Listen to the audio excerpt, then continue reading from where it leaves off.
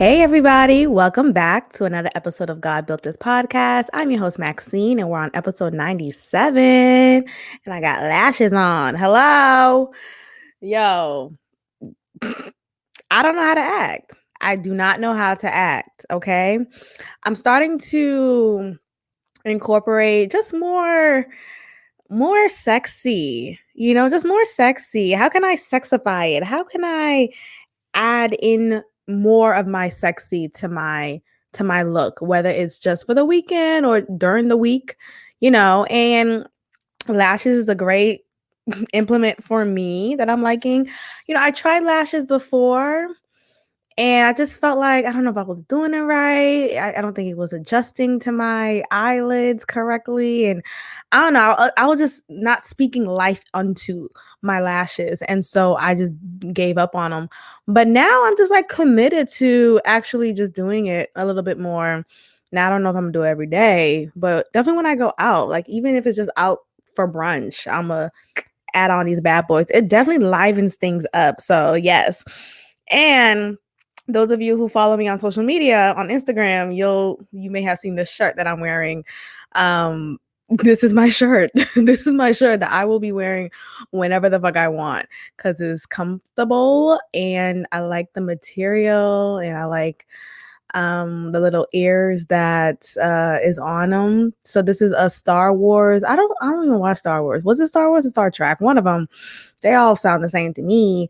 But yeah, so this is a shirt that if you are watching this video, in order to watch this video, you have to be a patron at patreon.com/God Built This, and you'll see the full visual episodes of these audio episodes that you're actually hearing right now. So yeah, if you are interested and hopefully you can support this podcast by becoming a patron at patreon.com/God Built This Pod. All right, let's go ahead and get started with this episode. So I want to get into COVID police. COVID police. I'm really tired of people suddenly putting on law enforcement uniform and thinking that they are the new shit when it comes to policing people on how to behave, what to do, what events to hold, what events to attend, how to protect themselves, quote unquote, all within this pandemic that we're in. And, yes, we are still technically in this pandemic, numbers are still out there. I feel like the programming of this COVID-19 coronavirus, Chinese virus is not as heavy as it was, so that's something that's interesting. In the very beginning of this pandemic, when it hit, every day, there was a hearing, a press hearing by the governor, or was it the mayor? It was one of them when I was home in Boston at the start of this pandemic. And every day there was just a show on of the numbers, the procedures, what's closed, how long they'll be closed. Literally every day there was a show on this. And it was the same thing every day. Now I hardly see any mayor or governor press conferences discussing the numbers. Or maybe I'm just not watching the right programming to see that. So maybe it is still going, but I don't think so. I do not think so. It's definitely obviously still a conversation that we're having. It's still a hot topic. And I'm hearing a lot from social media from folks who are still completely trusting whatever the media says, that they are still quarantined. They are still, social distancing and not going out and don't talk to people. And all of this scare tactic stuff that I'm seeing and hearing is what a lot of people still believe and still follow. Don't get me wrong. Yes, I believe there's a virus out there. Yes, I believe, there are many lives who were taken from this, of course. And I just want to say that I don't think it helps anyone when you shame people into behaving in a way that is most comfortable for you. Like if Cynthia Bailey wants to have her wedding in this pandemic, let her have her fucking wedding. We should not have these videos on YouTube shaming Cynthia Bailey for deciding to celebrate the love that she has in her life now and going the long mile of having a wedding and inviting people to her wedding and having an actual real, not a backyard wedding. And there's no shade in backyard weddings, but we need to stop shaming people. So what? If that's what she wants, and that's what she wants, And if, God forbid, there is an uprise from that event, and so it is. And so it is. Like, we don't have any control over other people. That's the point I'm trying to make here. We cannot control anybody else. We can't. We live in a world. We just have to live in it and be with other people, right? We're not in an island. We're not isolated from folks. We could try our best to be, right? You could quarantine as much as you can, but eventually you're going to get sick and tired of that, right? Eventually you want to go outside. Eventually you want to have another one night stand, and it's time. I want to go out. And I'm not here to shame people to stay in the house. What are you doing outside? Stay in the house. It's not effective. It's not productive. Shaming never really goes the long way. So I'm just seeing too often people just like the police. Are you the police? Relax, So I'm really tired of that. And I also feel like now, who the fuck is still quarantining? I think that's another question here. Like, who anointed you to be the COVID police? That's one. And secondly, who's still quarantining out here? I mean, clearly there's a lot from what I could tell on social media, from what people are, shaming others to do right now. But there's a lot of people who's still going about their lives. Like, there's a lot of people still traveling, still going out to weddings, Cynthia Bailey, still having weddings, still having fun, and still living life as best as they can. And I get it. Yeah, we're still in this pandemic, but it's 7 months now, 8 months of this. People are not going to follow the rules anymore. And people are just going to do the best that they can and get back to a sense of normalcy. So, for example, with me, when this pandemic hit, as a teacher, my school was shut down. My school was shut down, and we immediately 100% just diverted to digital, online, virtual learning. Okay.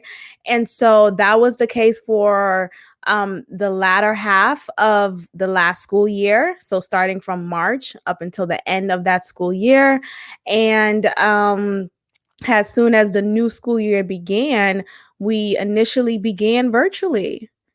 And now, just this past week, we're back on campus. And what's so amazing about this time that we're in right now, my school is offering a hybrid model, as a lot of schools are doing. So whatever the parent, the guardian of that student feels is best for them, they are either choosing 100% virtual or 100% on campus learning. Yet they are still, like, it's still virtual. You just online learning in the classroom while still logged into Zoom. And so I love that shit. I'm so happy. Like, I was, yes, still thriving in just this digital space, and I was loving it. But a little part of me was kind of missing just being at a physical place for work outside of my home. And I've cultivated such strong relationships with my colleagues that it's a community at my workplace. It's really a community. And I haven't experienced anything like this in my previous workplaces, in my previous schools that I worked at. I haven't felt so affirmed, so seen, so heard, so appreciated as a colleague, as a staff member, as a teacher, as just a human being.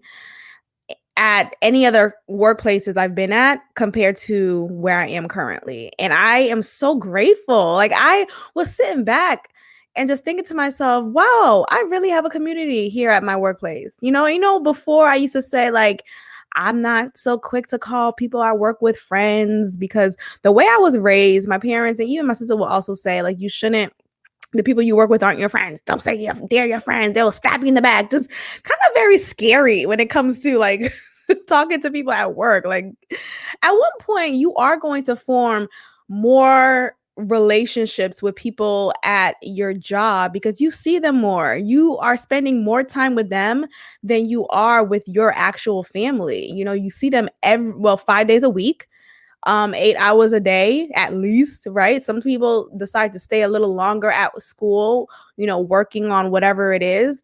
And so it's just natural. It's the human nature to form more deep, deeper relationships with people who you work with to the point where you could actually, hey, I consider you a friend. I consider you more than just a colleague. I consider you someone who I could actually lean on if I wanted or needed help. I could reach out to you, and I have that community at my workplace, and I'm just so grateful. I was thinking about when I first moved here, the first couple of months, well, couple of weeks, because the previous job that I had here in Houston, the job that I actually moved to Houston for, or that gave me the opportunity to move to Houston with the job, let's say that, because I was going to move to Houston, but I wanted to have a job secure before I buy that flight and make that decision completely. So the job that I had previously was an opportunity for me to get here and to create the life that I do have here. And so, yes, I'm grateful for that. But I remember that job and I hated it. I hated that. And I was still a teacher. But it was in a strange capacity. And those of you who've been listening to this podcast for a while now, know what I'm referring to with my previous job. I spoke about it during the live time that I was in it. And I just felt super uncomfortable in that position, because I was hired under false pretenses. I was hired to be my full self, bring my expertise in the traditional classroom teaching that I have.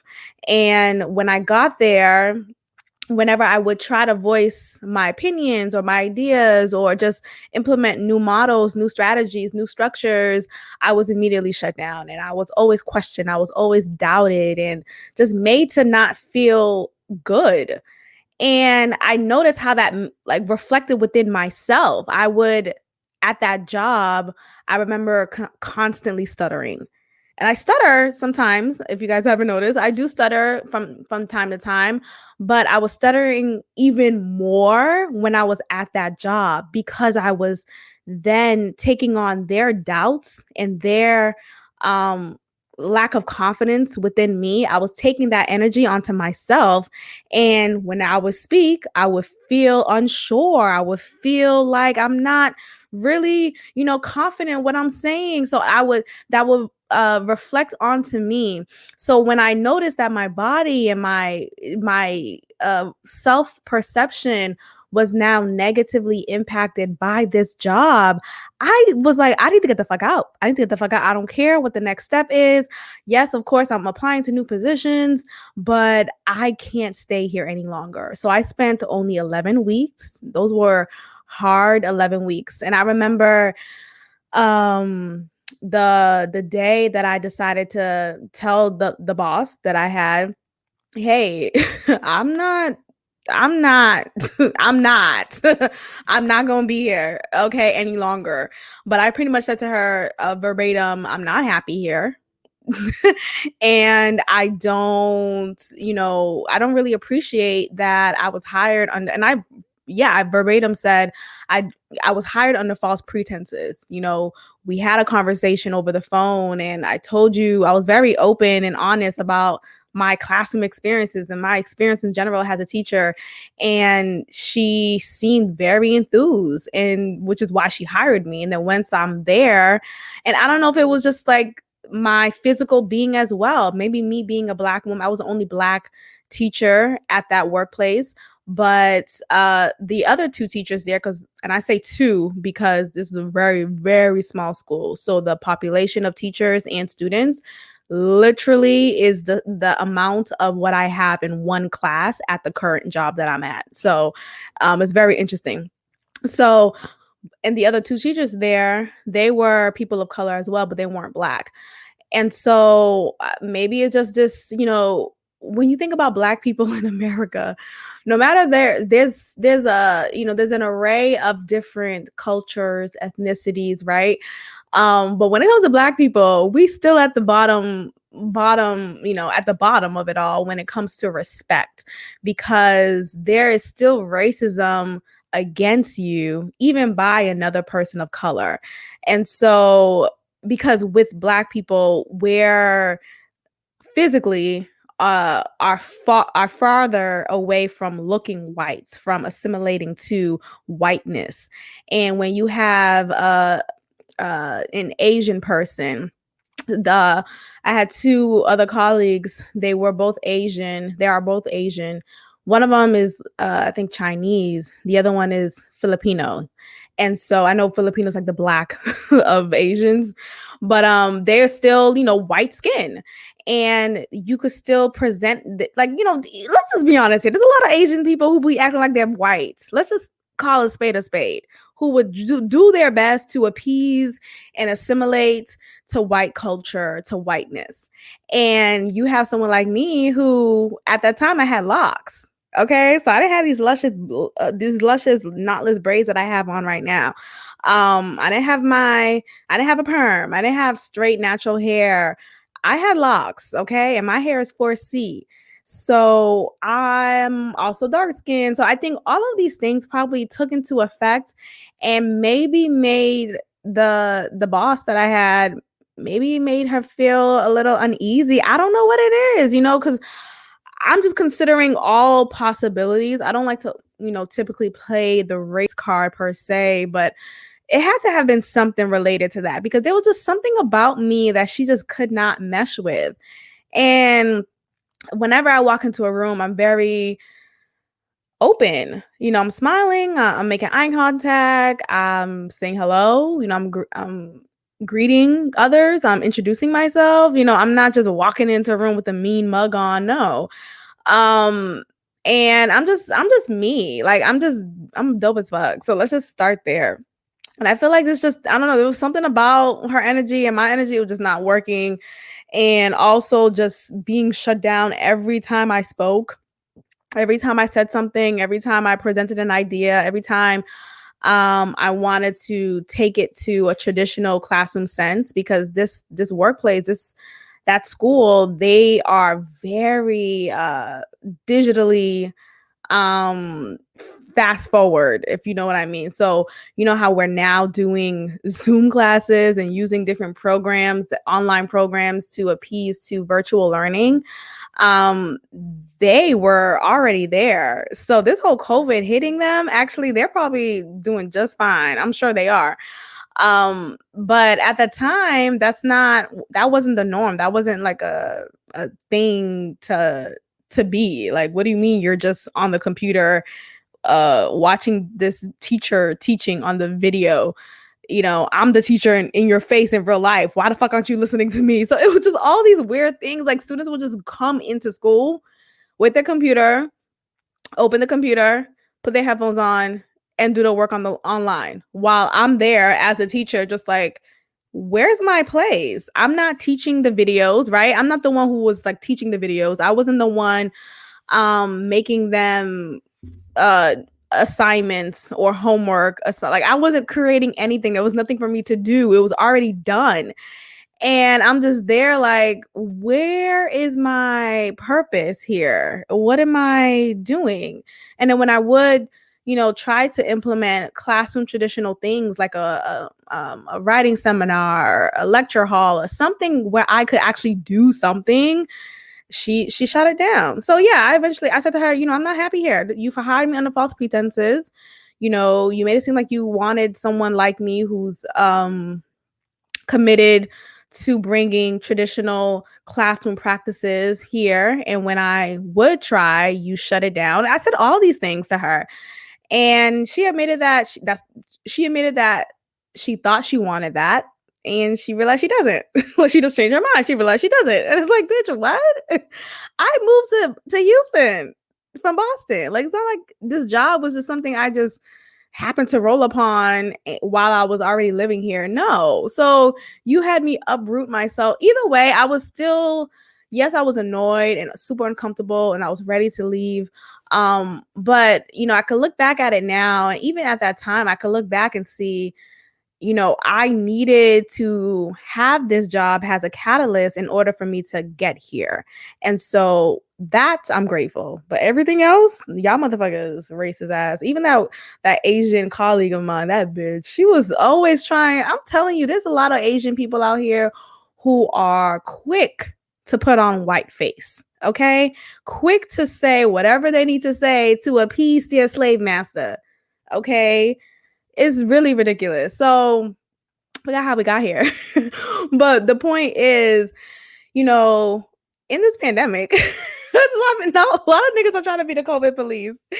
And so I forgot, why did I bring that up? Oh my gosh, my memory. I feel like I need to take like a pill or something. There's something that I heard that is, I think it's narrow root. That's good for like focus and concentration. But either way, I brought that up for a reason. I hope you guys could make that, puzzle. But yeah, I think, during this time, oh yes. Okay. So I was saying how like I have been really realizing this community that I have at my workplace currently, and I didn't have the opportunity at my previous workplace. So I'm grateful for that.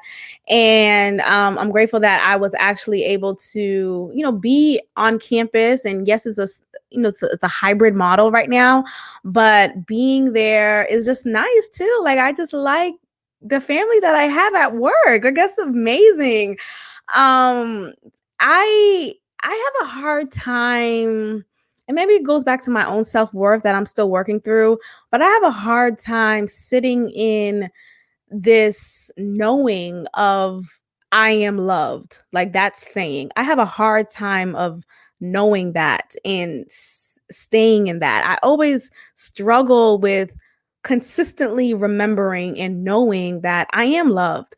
I was just having a conversation with my parents and my sister yesterday for like a good 45 minutes independently, and I reminded, like, the whole conversation I was having with them was an indirect reminder of I am loved. I am seen. I am valued. I do have family who care. And I know it sounds weird to some of you listening, like, of course you do. What are you talking about? Why are you? And it sounds weird saying it out loud because my rational self is saying that too. Like, of course you do. What do you mean? Of course your mom loves you. Of course your dad loves you. Of course your sister loves you. Of course you have family you could count on and lean into whenever you need support. But I think, there is something to being out of sight and out of mind from your family and feeling like, oh my gosh, does that mean that they don't love me anymore because I'm not there? Does that mean I'm replaced? Does that mean I'm replaceable? It's like there's this sudden worry that just conjures up within me, and I'm just instantly in my head, and I'm feeling like, oh my gosh, they don't love me anymore. They don't care about me. They just forgot about me. I'm forgotten. I feel like I was forgotten for a little while because I wasn't hearing much from my sister or from my dad or my mom. And my mom has a job now, so she's been working. So there's understanding with that. But I still felt, just a couple of days ago, before this conversation I had with my parents and my sister independently yesterday, I was still feeling like I wasn't seen in a way. So, I write these affirmations to myself on my notes in my iPhone. I'm just saying, I am loved. I am enough. I'm trying to say these things more, but sometimes I get the best of myself. My mind gets in the way and I feel like I'm so alone. And it comes from a place of a lack of self-worth. That's what I've learned through like my own research, like, why do I still struggle with these types of feelings, these types of irrational notions? And I'm constantly battling between lack and abundance. I often find myself operating from a space of lack rather than abundance. I always feel like there's a shortage of something. I always feel like I don't have enough. I don't have enough money. I don't have enough love. I don't have enough friends. I don't have enough family. I don't have enough support. It's just me. I can't, like, I am always thinking like that, y'all. And it's stemming from according to my research and what I've just like been curious to just find out on my own accord. This comes from a place of insecurity. This comes from a place of I don't want to say low self-esteem anymore, because I don't want to say I have low self-esteem. I guess it's just because I've grown more. I'm more confident in myself and my abilities and my talents and my skills and my appearance and all of that. Like, I love who I am. I just, there's a little part of me that still tries to sprout as, maybe I don't, maybe I'm not enough. Maybe, like, there is just this voice that comes in, and I have to consistently combat that. Like, it's not just a one time. It's not, oh, I'm just having a bad day. No, no, no. This is a consistent process. You might be thinking, damn, bitch, get a therapist. No, that's not the point. That's not the point. That's not the point. The point is, maybe I'll look into therapists again. Like I said in the last episode, the last therapist I had, she was cool, but I feel like, what are y'all doing? Like, is anything really being done? You're just asking me questions, and I'm just coming to these realizations on my own. When I've done this, I do this on my own. I've consistently checking in with myself, which is why I'm having these conversations, which is why I'm able to have these conversations. I come from a place of knowingness within myself. So a therapist is just like, I don't need someone bouncing ideas off of. I got this. I got me. Thanks. Thank you. Thank you for your experience, but it's not working for me.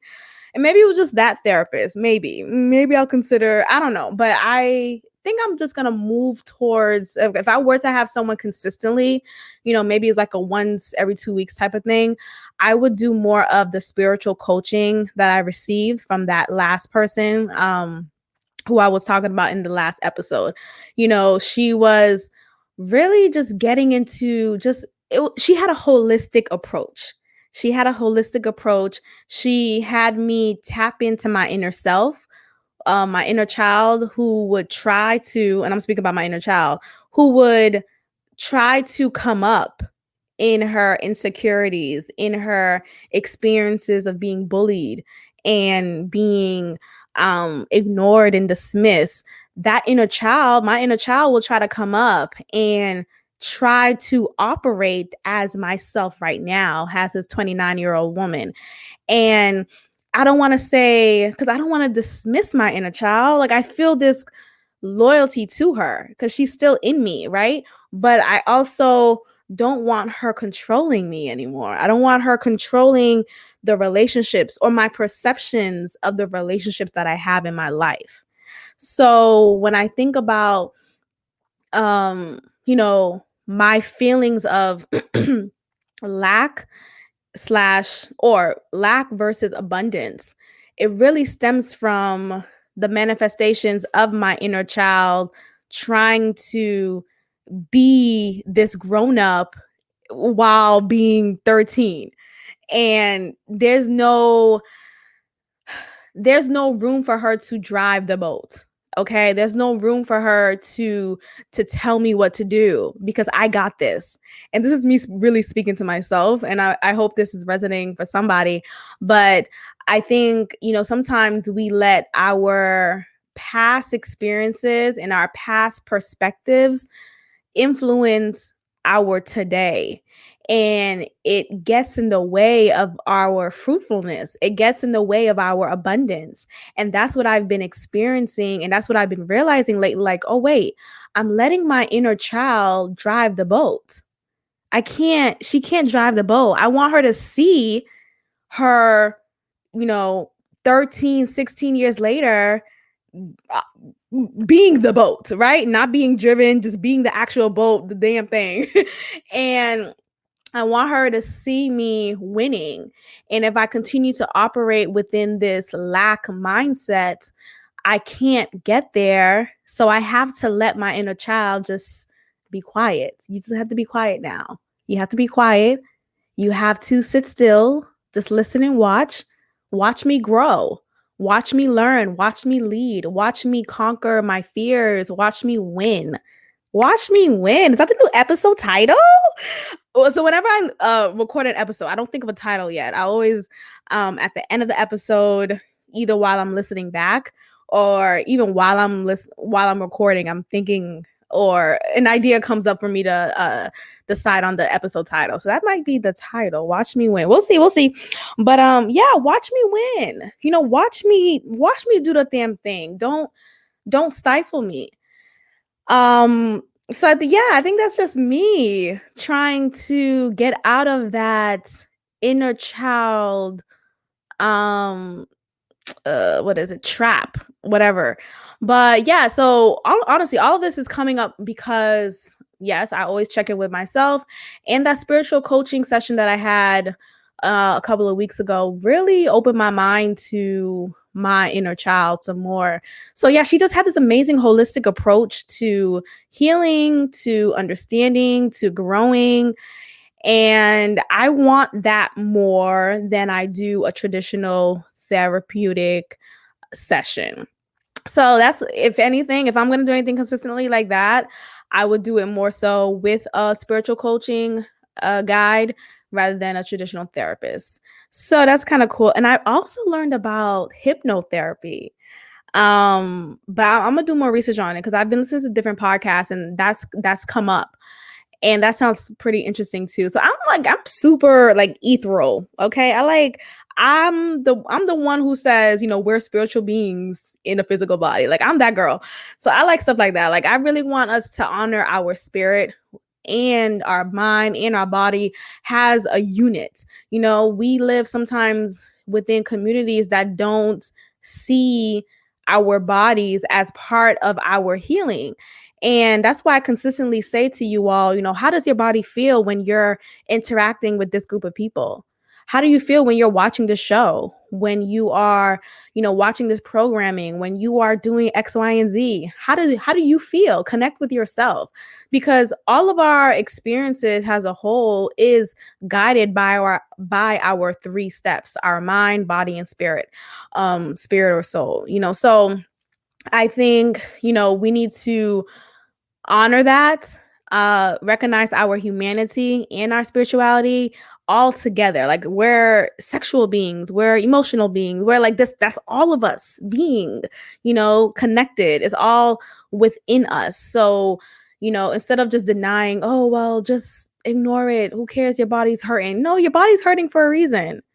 Let's sit in that and let's identify what's happening right now for why your body may be hurting. Okay, I don't know how I even got here, but someone needed to hear that. Hallelujah. Okay, amen. But yeah, COVID police. I'm sick of y'all. I don't want to say that to say that I'm not abiding by the CDC guidelines. Yes, I literally have to, being outside, you have to wear a mask, go into this damn store. Like, I'm just trying to pick up this eyeliner. Do I really gotta put a mask on? But okay, fine, put it on. It's your store, it's your, your property. I'll put it on. Fine. Being 6 feet apart. At my workplace, we have stickers on the floor indicating 6 feet, and we have arrows indicating the right side to go, the left side to go, etc.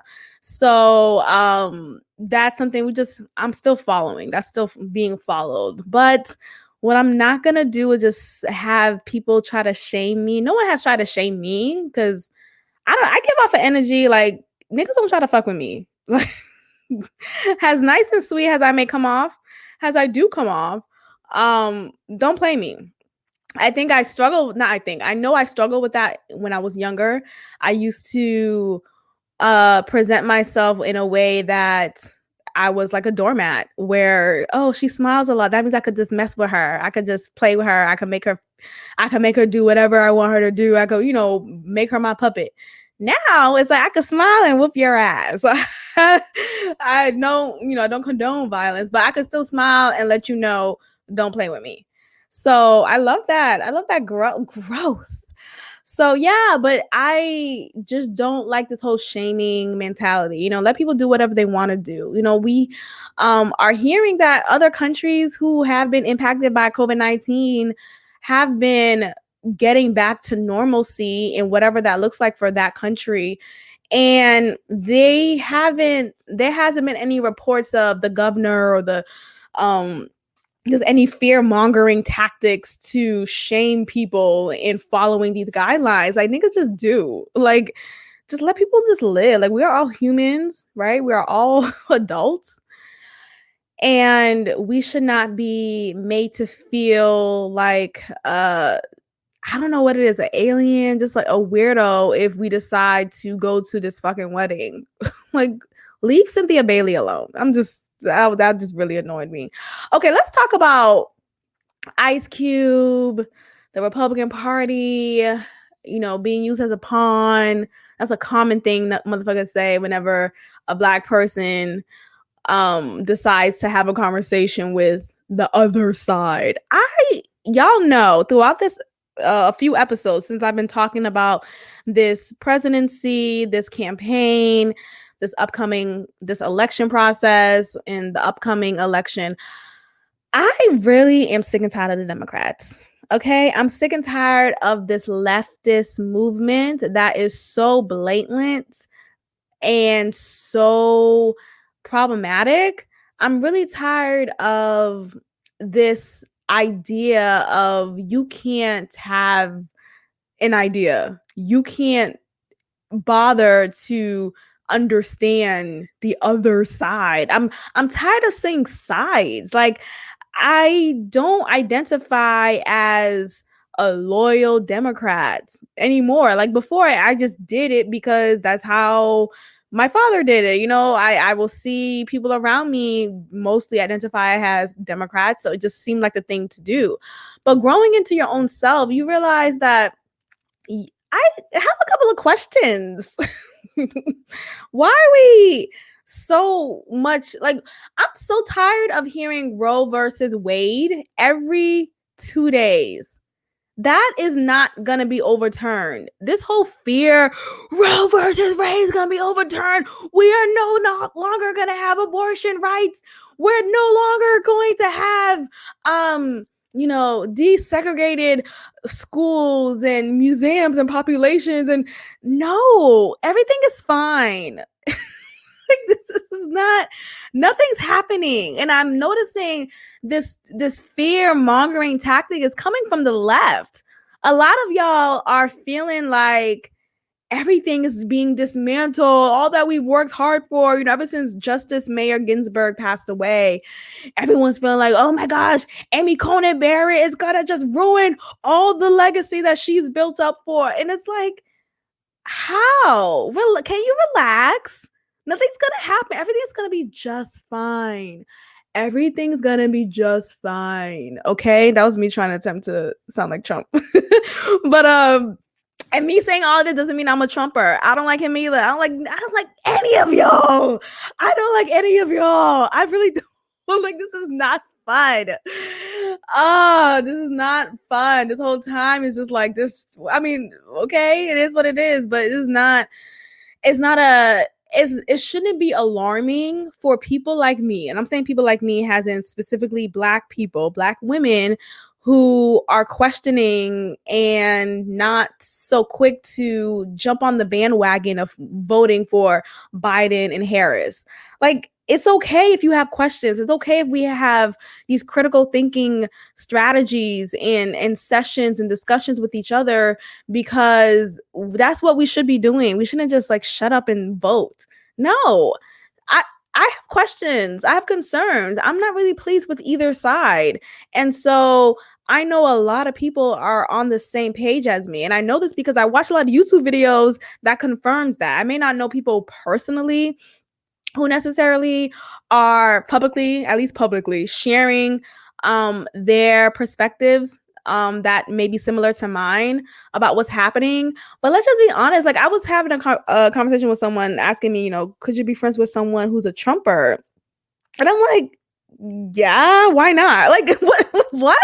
Why not? What? We have to understand that when people decided to vote Trump into office, let's go back to this, okay? 2016, when we got the unfortunate, it was unfortunate. It is unfortunate because Trump does not fit. Having Trump right after Obama is definitely a mind fuck. Like, where is this the Twilight Zone? Like, how do we get from Obama, this regal, this essence of a man, to Trump? Like, it's a real downgrade. Let's just start from the aesthetic. And when we got that news that he won the election and he's now our president, or he's not my president, motherfuckers will say that all the time, like, okay, but you in the US, right? Okay, so he's your president.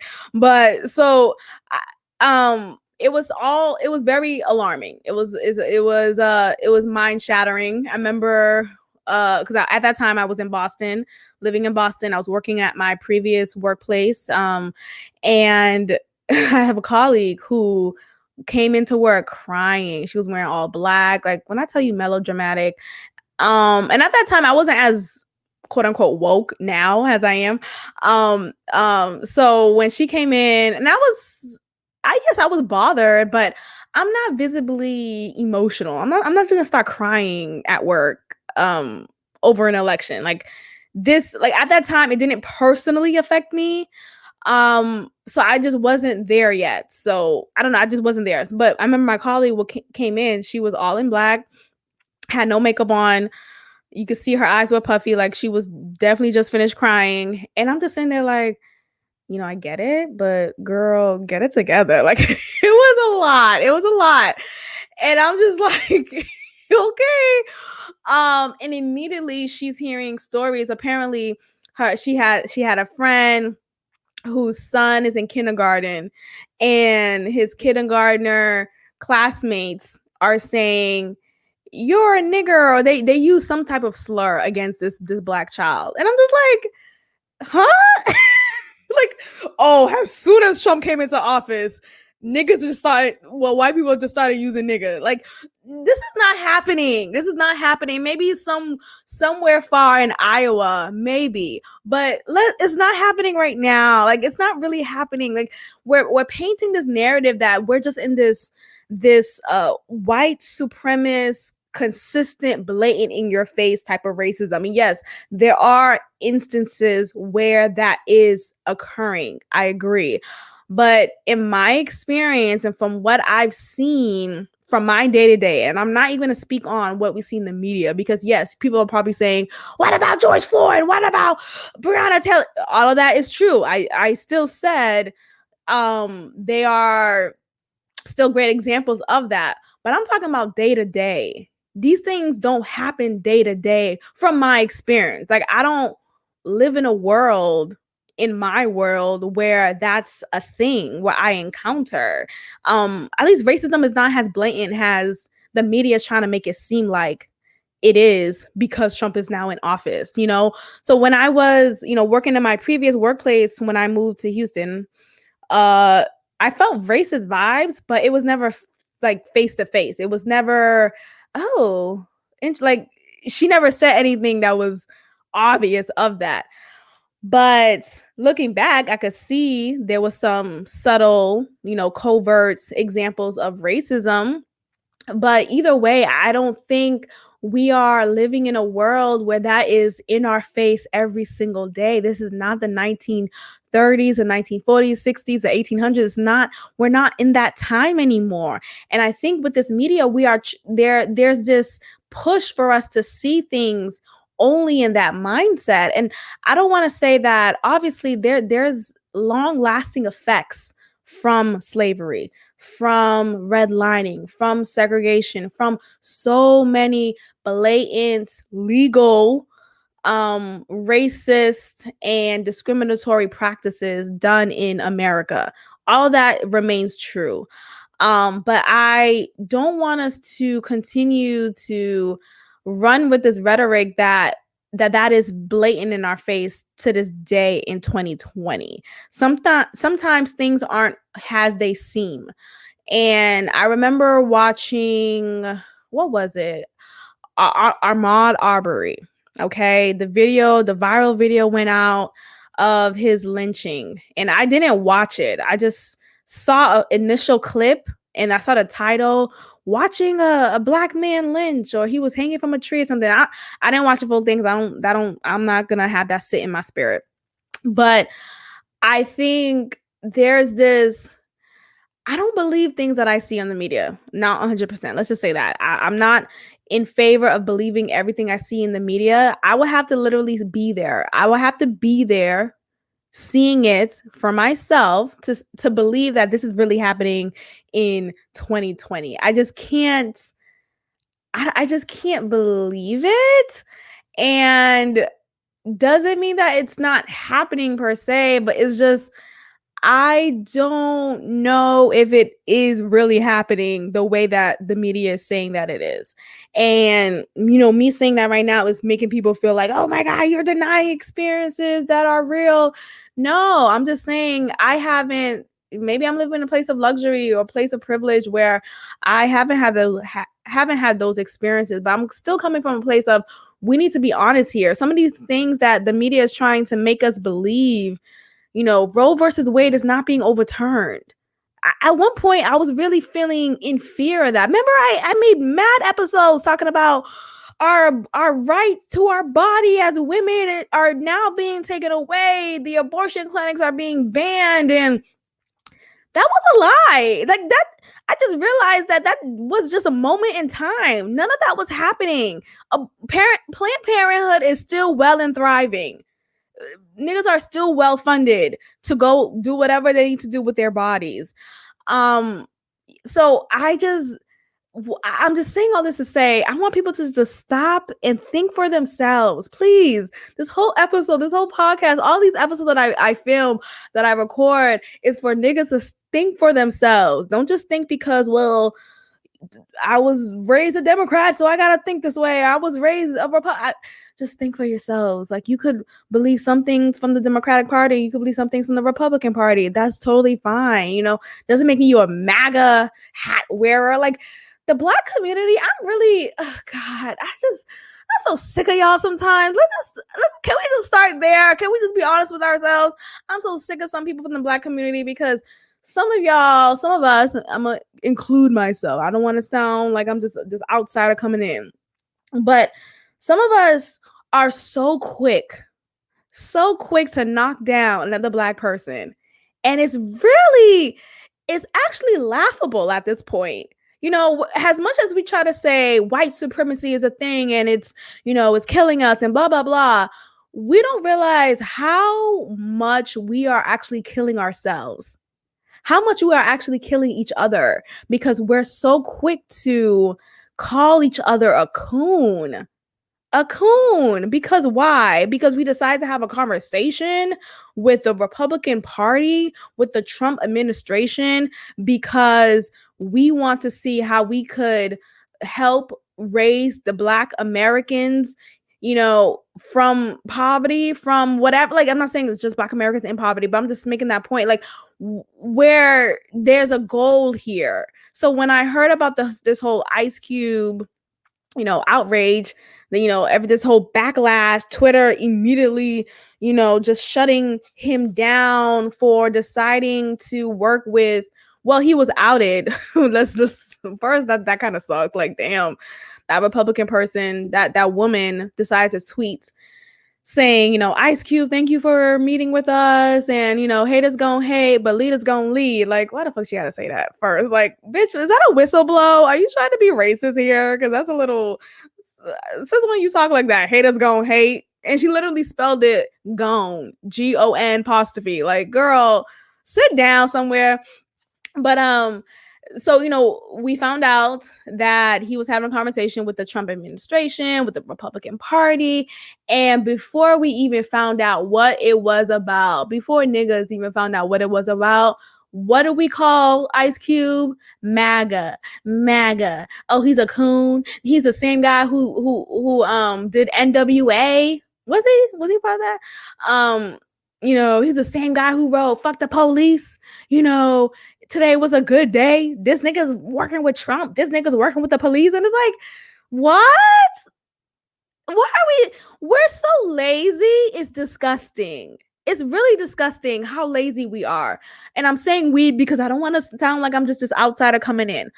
It's so disgusting. It's disturbing how quick we are to denounce each other when we're not even trying to understand that, hey, niggas could just have different opinions, right? So the whole thing with Ice Cube, he decided to meet with the other side, and he decided to do so because he wanted to see what he could do to support Black Americans. And he came up with, or the conversation came up with, something called the Platinum Plan, or was it the Platinum Card? And I don't know the details of that plan, but the point is, this was done in order to support Black Americans. Like, it was for us. And this whole notion of making a change in this world for Black Americans, a positive change for Black Americans, this whole notion that we can't and we shouldn't talk to the other side, talk to the fucking Republican Party, is just unrealistic. You have to have conversations with the other side. You have to say, I need to somehow get in community with this other group of people who may not be the Democrats' fave, but I at least am having conversations, because in order for change to happen, there needs to be community. I'm sorry. I know that's a little too much, but there needs to be community. So I don't want to play this clip that I was listening to from the Breakfast Club, and they just clarified more about what was Ice Cube's intentions about working with the president. So let's go ahead and let's listen to this in a moment. Let me just put the volume super high, and then we'll get to it, because I'm so sick of it. It's the laziness for me. That's really what it is. It's the laziness for me. Okay, so let's go ahead and get into it. So yeah, let's just go ahead and clarify what were his intentions.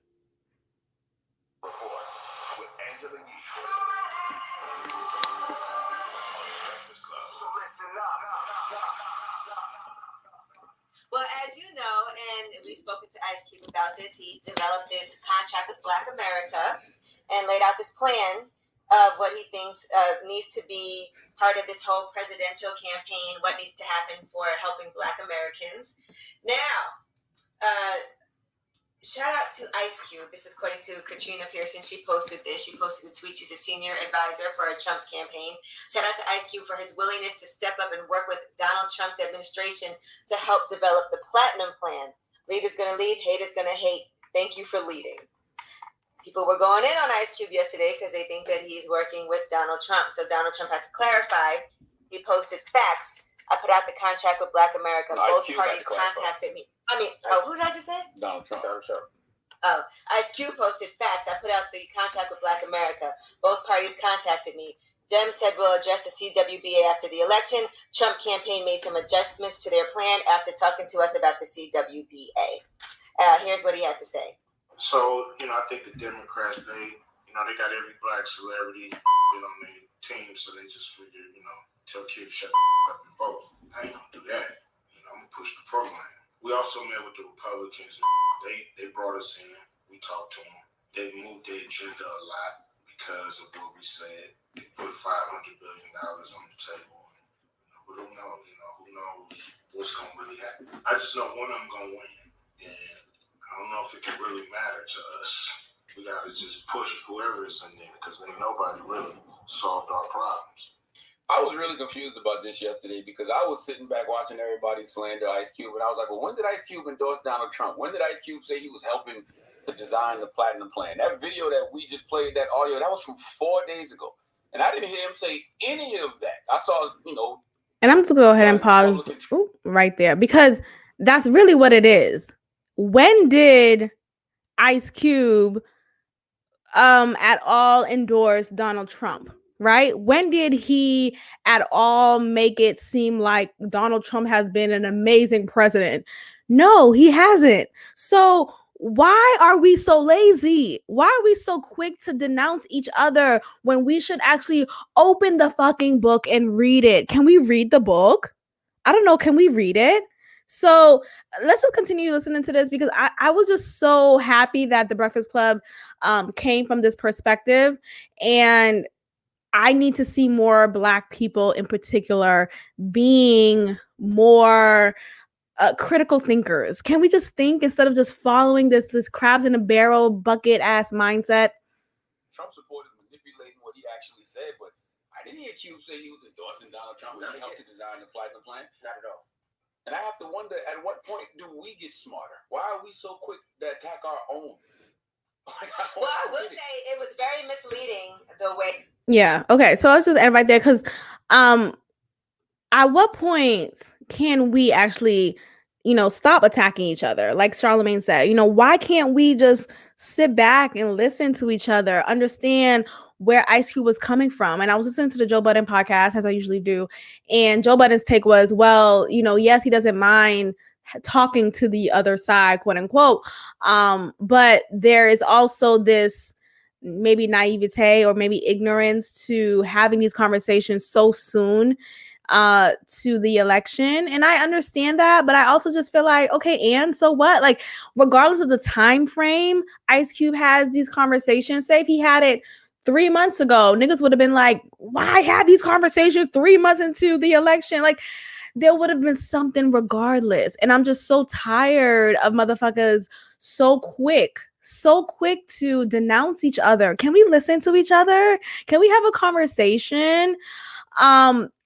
There's this tweet that I don't know if you guys know Kirstie Alley. She is this white woman actress. She made that movie, but she was in Cheers. She was in Cheers, which is a very old show. But yeah, so she decided to give a public statement and be like, niggas, I'm voting for Donald Trump. Okay.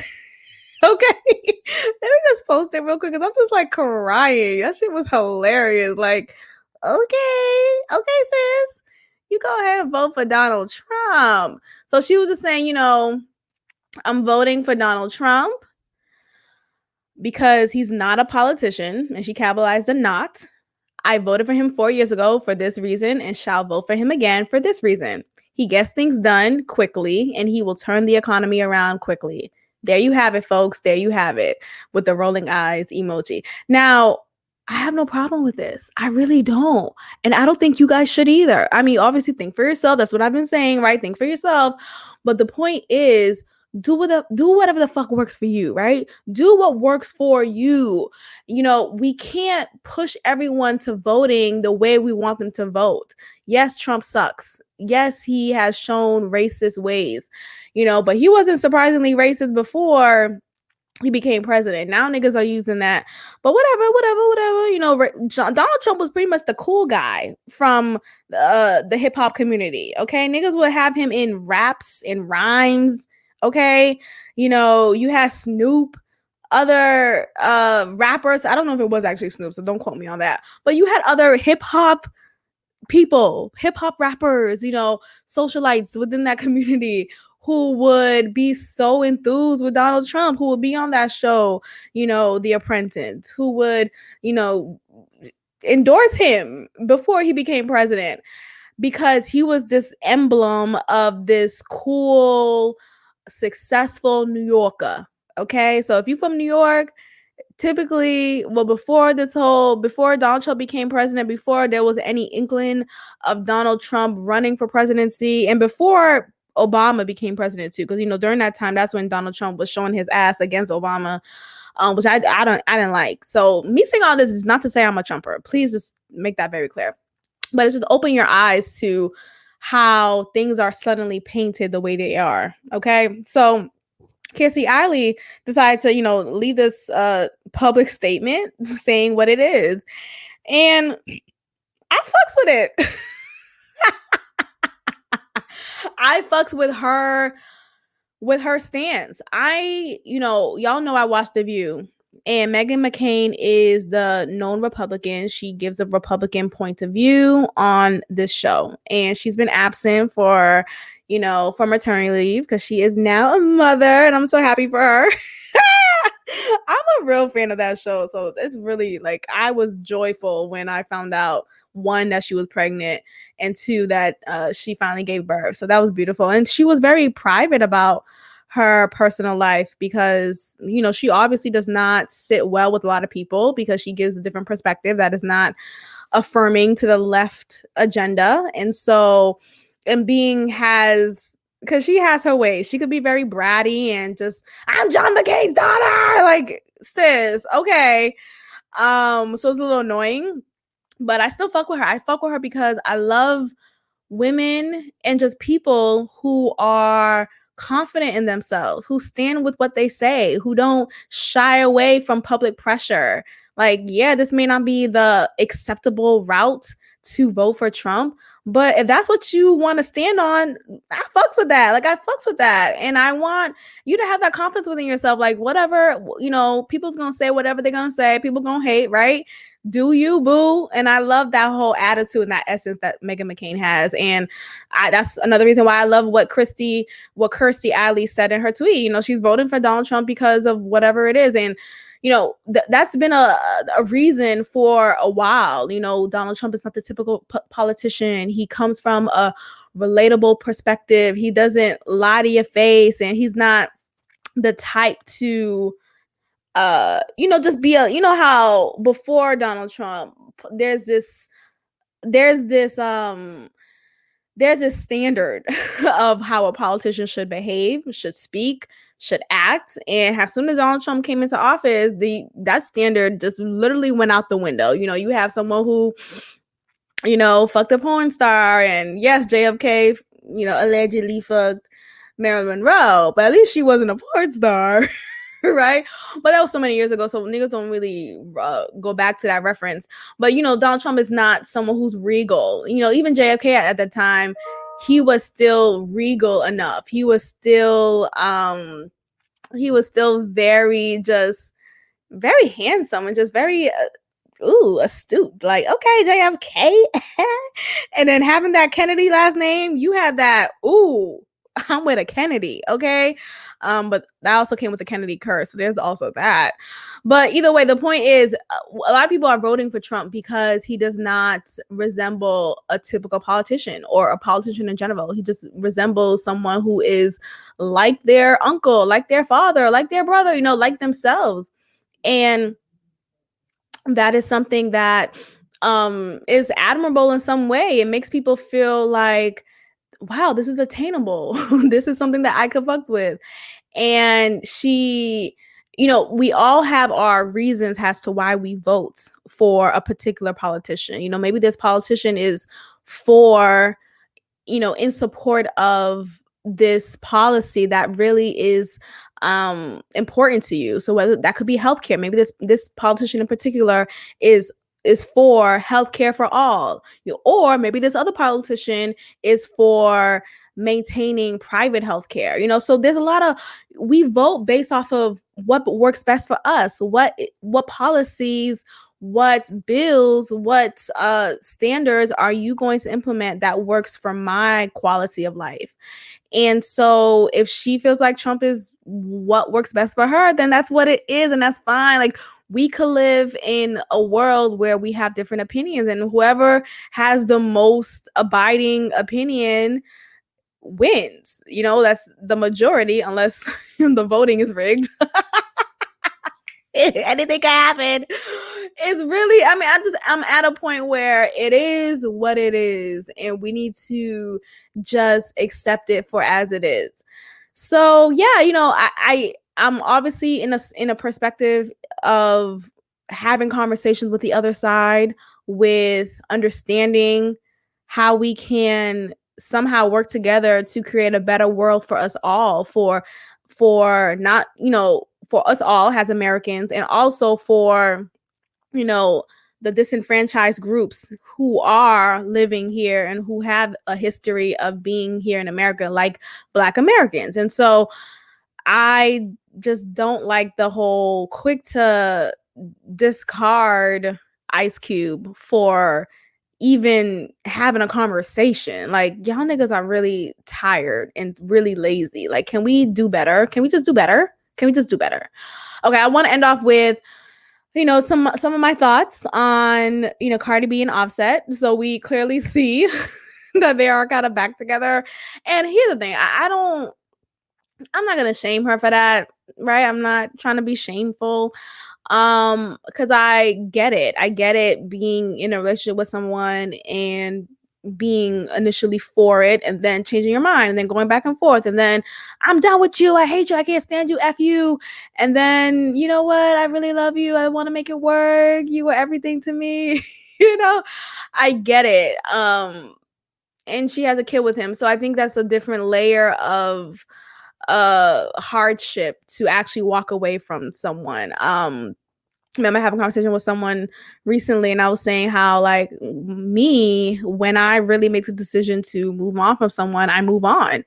And she made it a point to tell me that that's, it's easier for someone like you who doesn't have children with that person. Has for someone who does, it's not as easy to really move on, especially when there is still some unmuddled waters between the two, And I get that. And I think that's just, that's just honesty there. That's realness. And Cardi B has always been pretty transparent and authentic in her opinions and her experiences. And that's something that has made her very favorable to the public. So, and I do wish her well. And I like that she made it clear to say, because there was a tweet that said, oh, Offset is a pure example of emotional manipulation. He's abusive because, every time she walks away and runs away from him, he always tries to persuade her back to him by buying her lavish gifts, by, making these public gestures and all these things. And yes, that is a form of manipulation, which is ultimately emotionally abusive. It is. I agree with that. But what I like about Cardi B's response is she's like, abusive? I'm the one who's abusive. Now, I think she still has a linear understanding of what abuse is, as a lot of people do. A lot of people don't believe that abuse could not be physical. Like, there's different types of abuse. Like, it's not just physical, it's also emotional, it's also sexual, mental, like spiritual. There's abuse in financial, like there's abuse everywhere. It's not just limited to physical abuse. So that's still some education that she needs to attain from that point. But it's just like, some people are just dumb. And it's like, at some point you gotta have grace. But I just be laughing like, what the fuck? Are you dumb? Is it dumb that's what you have? Is that dumbness? What is it? But she was saying how abusive, I'm the one who hit him, I'm the one who slapped him up. And it's like, I don't know if she was saying that to be funny. I mean, honestly, I wouldn't be surprised if that really is the case. I could see her being the type to hit him and get abusive, maybe in some moments when maybe he's not listening to her and she's like, nigga, and then she slaps him aside his head. That's unfortunately more common than we think, and I could be the one attesting to that as well. I've done that in a previous relationship of mine. I did it once, well, twice. It was 2 times, but I didn't even get to really hit him. He moved back. He moved back in time, and I had an iron in my hand. Oh Lord, thank God that relationship was over. I was not my full self. And anyway, that's a whole new episode. But the point is, I think we again need to stop shaming her. Yes, the relationship may not look pleasing to us, right, as the consumer, but it still doesn't mean that we have the right to say, don't be with this person. Like, what the fuck? Like, I'm not in their relationship. I'm not her heart.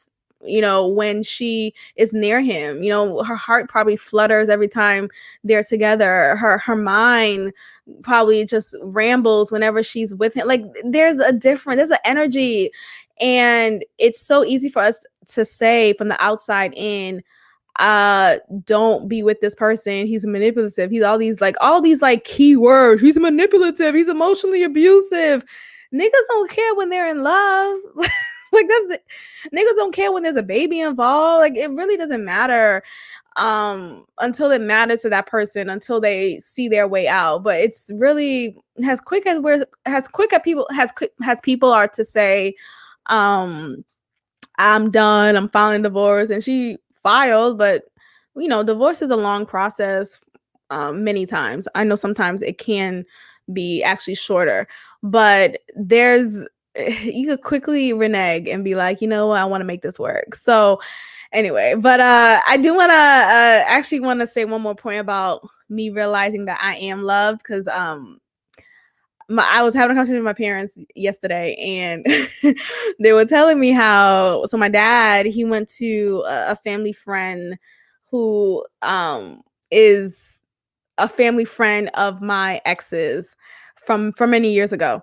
And this ex in particular, I talked about him like the first 2 episodes of this podcast, and maybe I referenced him a couple times afterwards, but the first episode in particular focused on this ex. And so if you want to go back a little refresher, and for anyone who's a new listener, and who didn't listen to episodes in time, in consecutive order, in chronological order, definitely go back to the very first episode where I talk about, what's it called?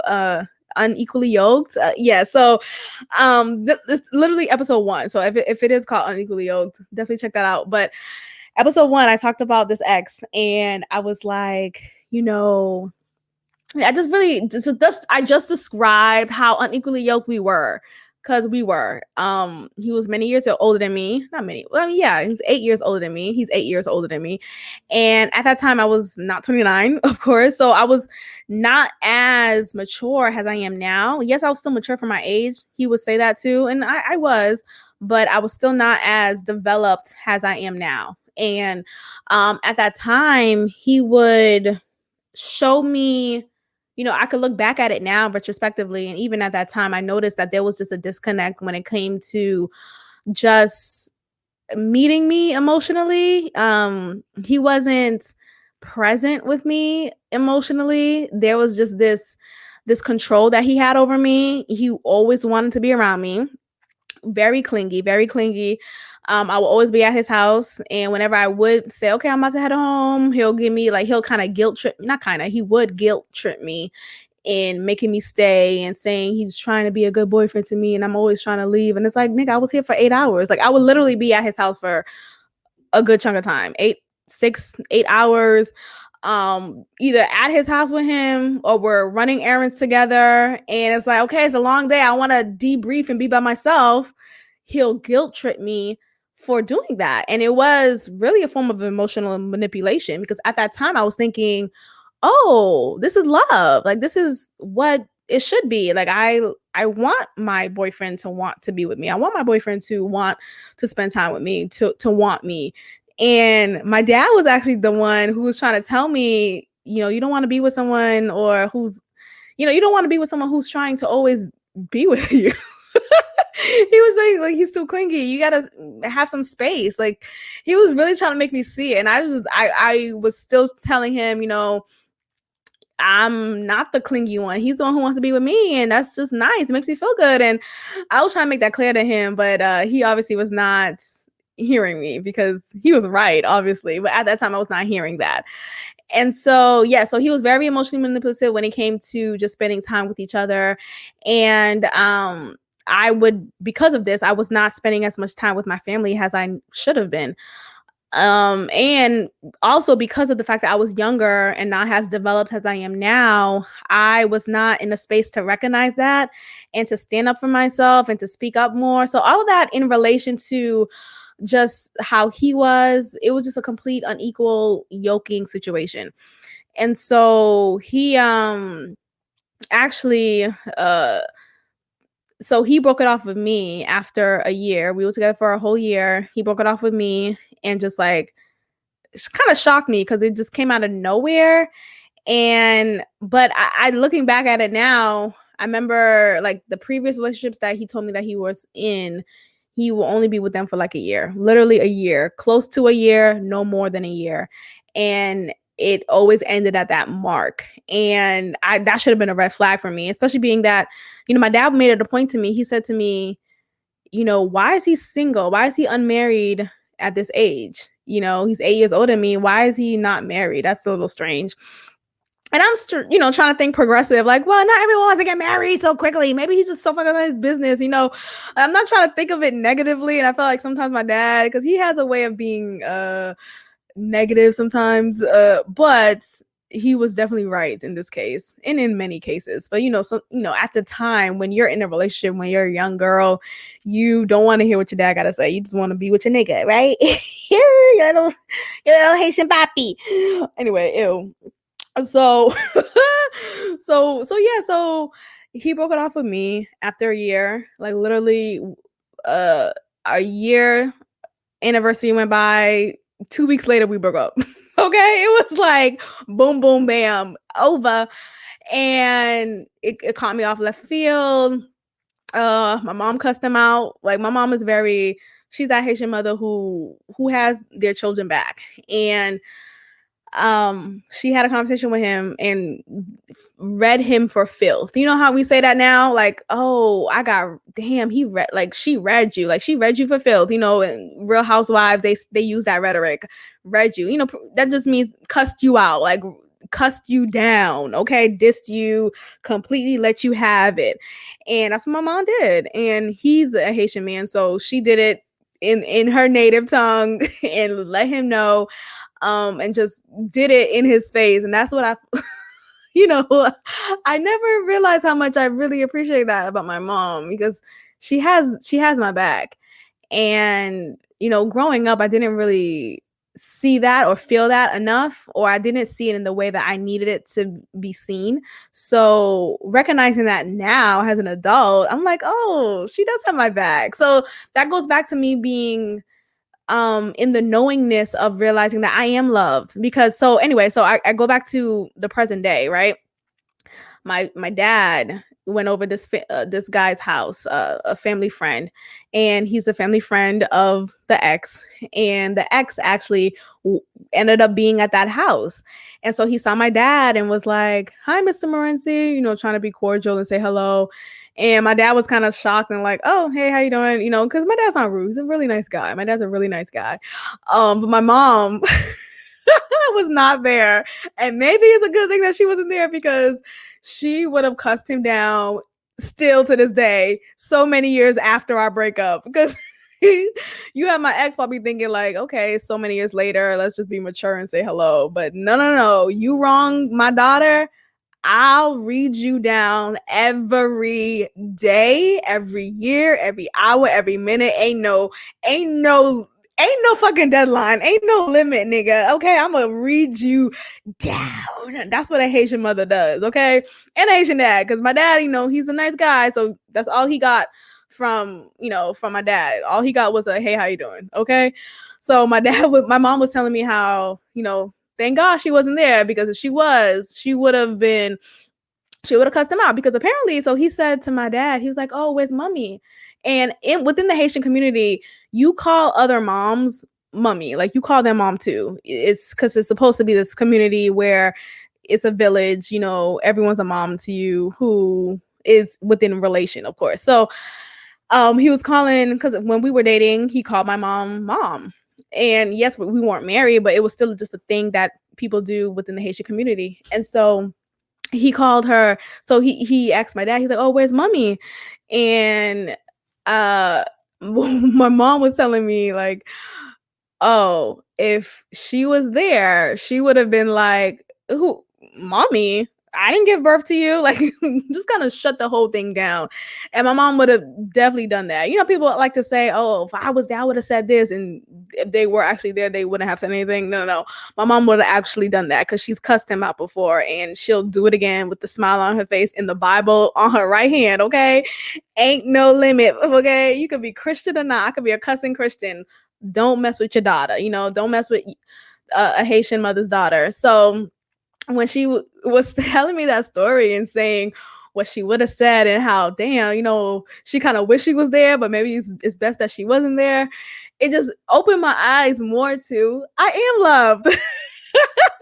I am loved. I am valued. I am seen. I am affirmed. I am.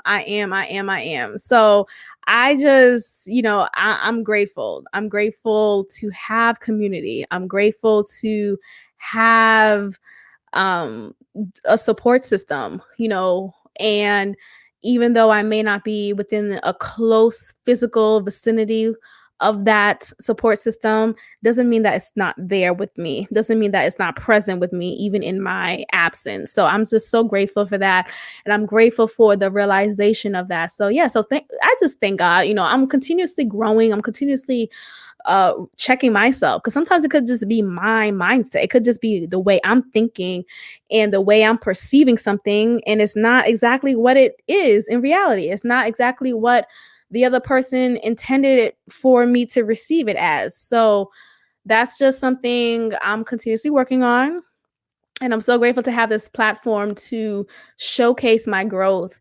And so, yeah, that's pretty much it. Yeah, so I am loved. You are loved. You know, if you are struggling with that as well, I see you, I feel you, I hear you, and I encourage you to change your mindset. So we're going to go ahead and end it here. Thank you so much for listening and subscribing and commenting and being a patron. I'm, you know, encouraging more patrons to be on patreon.com/God Built This, where I post a full episode, the full visual episode of this audio episode. And that is where you'll see more exclusive content too. So more podcast episodes, more just different content available on patreon.com/God Built This Pod.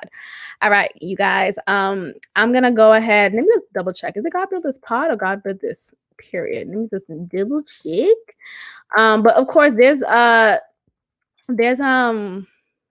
yes, God Built This. Okay, so let's make that very clear. So yeah, so if you are interested in seeing more content, watching the visual episodes of this podcast, please go to patreon.com/God Built This, and that is where you can access that.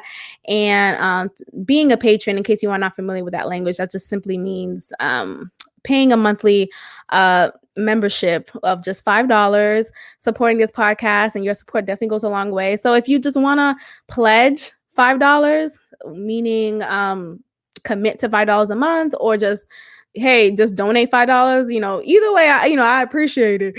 But definitely want to just, you know, embrace more patrons. So thank you again for your consideration. Thank you for listening. I love all of that. And if you just want to listen and subscribe, tell a friend, leave a comment, subscribe to Apple Podcasts, Spotify, and SoundCloud, and tell a friend. All right, I'm out. Thank you guys. I will check in with you all next time. Peace. Thank you for tuning in to another episode of God Built This Podcast with your host, Maxine. Be sure to leave a review, give me 5 stars, and of course, subscribe. Also, follow God Built This Podcast on Instagram at God Built This Pod. God bless.